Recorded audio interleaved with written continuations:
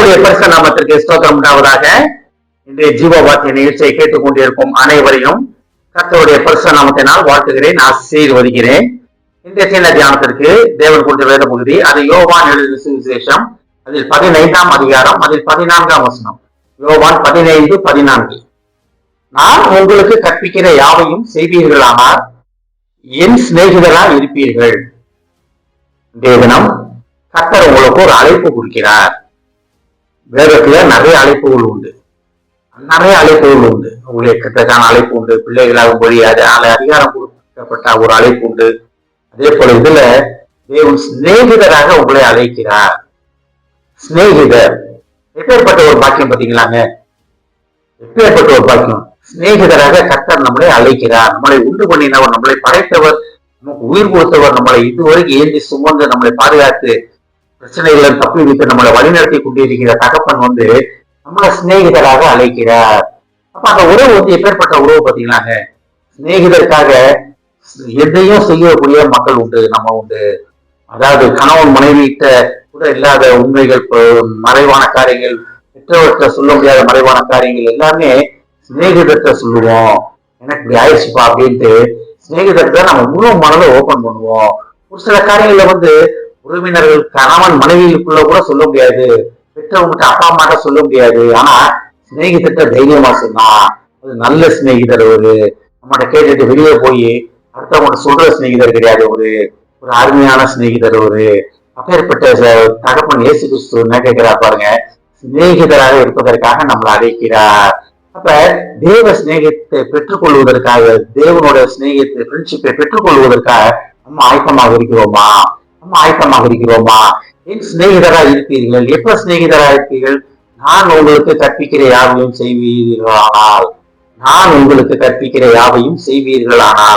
கர்த்தர் கற்பிக்கிறது மெயினான காரியம் என்ன? ஒருவரில் ஒருவர் அன்பாயிருங்கள். இதுதான் மெயினான கர்த்தரோட அடிப்படையை, வேதத்தின் அடிப்படையே என்னன்னா எல்லா இடத்திலும் அன்பாக இருப்பது. இதுதான் தேவன் நமக்கு கற்பிக்கிறது. முழு வேதமும் ஒருவரில் ஒருவர் அன்பா இருப்பதுன்னா இப்படி, ஒருவரை ஒருவர் பழி வாங்காம குறை சொல்லாம இருப்பதுன்னா எப்படி அப்படின்னா முழு வேதமும் நமக்கு சொல்லி கொடுக்கிறது. அப்ப அன்பில் நம்ம நிலைத்திருக்கும் போது சகலமும் நம்மளுக்கு மாற்றப்படும், நம்மளை மாற்றும். நம்மளை அன்பு, தேவனிடத்தில் கொண்ட அன்பு நம்மளை சகலத்தில் நம்மளை வெளியே கொண்டு வரும், மாற்றிவிடும் நம்மளை. அதான் அன்பாய் இருக்கிறவன், கர்த்தரில் அன்பாய் இருக்கிறவன் அப்படின்னா என்னன்னா நம்ம தேவனிடத்தில் நம்ம முழுமையாக தேவனிடத்தில் நம்ம சமர்ப்பித்து விடுவது. அன்பு சகல பாவங்களையும் மன்னிக்கும், மூடும். படிக்கிற வேதத்துல தேவன் மேல கொண்ட அன்பு. அப்ப தேவன் மேல கொண்ட சிநேகிதம், நம்மள சிநேகிதரா இருந்தோம்னா தேவன் மேல கொண்ட சிநேகிதம் நம்ம சகல தவறான வழிகளிலிருந்து, தேவன் பிடிக்காத வழிகளிலிருந்து கர்த்தருடைய வழியிலே கொண்டு வரும், அவருக்கு பிடித்த வழிகளிலிருந்து கொண்டு வரும். சிநேகிதன் பழகிட்டு அவருக்கு பிடிக்காத காரியத்தை செய்ய மாட்டோம் நம்ம. அதாவது அவனுக்கு இது பிடிக்காதுதான், வேற வழி இல்லை, நான் அவனுக்கு இது பிடிக்கல, அது என் கூட இருக்கான், அவனை பிடிக்கல அவனுக்கு இதெல்லாம், அதனால நான் அதெல்லாம் விட்டுட்டேன் அப்படின்னு விட்டு வெளியே வந்துருவோம். உலக ரீதியான சிநேகத்திலே நம்ம வெளியே வரும்போது கர்த்தருடைய சிநேகத்தை நிலைப்பதற்காக கர்த்தர் அழைக்கிறார். உடனே அவங்க முடிவு இருப்போம், சகலத்தில் அன்பாக இருப்பேன், சகலத்தில் உண்மையாக இருப்பேன், ஒருவரில் ஒரு அன்பாக இருப்பேன், அன்பு திரளான பாவங்களை மூடும். ராஜரீக பிரமாணம் என்ன? ஒருவரில் ஒரு அன்பாக இருங்கள், இது ராஜரீக பிரமாணம், அதே நிறைவேற்றுவதாக காணப்படுவேன் அப்படின்னு ஒரு முடிவு இருப்போமா? கர்த்தர் உங்களை சிநேகிதராக அழைக்கிறார். அழைத்தவர் உண்மை உள்ளவர். ஆமென். ஜெபிப்போம். எங்களை அதிகமாக நேசிக்கும் அன்பின் பரலோக பிதாவே, நீர் எங்களை உமது சிநேகிதராக அழைப்பதற்காக நன்றி ஆண்டவரே. ஏஸ்தாவனே, உமது சிநேகிதராக நீர் எங்களை அழைத்திருக்கிறீர் ஆண்டவரே. ஏஸ்தாவனே, அப்பேற்பட்ட ஒரு பாக்கியத்தை நீர் எங்களுக்கு தந்திருக்கிறீர் ஆண்டவரே.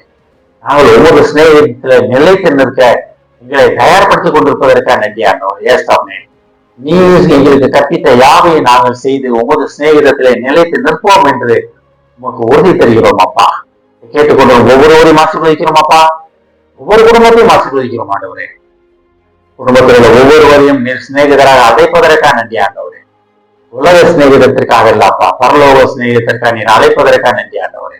அழைப்பின் சத்தத்தை கேட்டு அவர்கள் உமது சிநேகிதத்திலே, உமது அன்பிலே அவர்கள் பலப்பட உதவி செய்யும் ஆண்டவர். குடும்பத்தில் உள்ள ஒவ்வொருவரையும் ஆசீர்வதிக்கிறோம் அப்பா. இயேசுவின் மூலமா கேட்கிற நல்ல பிதாவே. ஆமென். கர்த்தர் உங்களை ஆசீர்வதிப்பாராக.